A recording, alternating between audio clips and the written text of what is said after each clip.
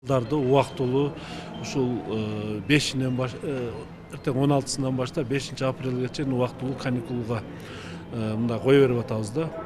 Ушунун негизинде эле мына Кыргызстан боюнча кече саат 2-лерден баштап кечке чейин ажиотаж болуп кетиптир. Азык-түлүк ушул мындай ар бир базарларда кымбаттап атат, калбай кетип атат деп мына эл арасында ушундай паника болуп, ушул ун таламай, продукт таламай болуп атат. Мына өзүңүздөр күбө болуп атасыздар. Бүгүн биз Ош шаарындагы Тулпар дан азык ишканасында турабыз.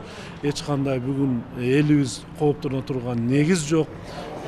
Эч кандай паника калтырбагыла, мына силерден сураныч, шаардын элинен, шаардын конокторунан мына азыр алып саткандар гана паникага элибизди салып койду да. Мына азыр мен Тулпар ишканасынын жетекчисине айттым, Бедер мырзага айттым, унду 1300 ашырбайм деп сөзүн берди. Биз көзөмөлдө болот алар. Ким сала турган болсо, ашыкча сата турган болсо жоопко тартабыз аны.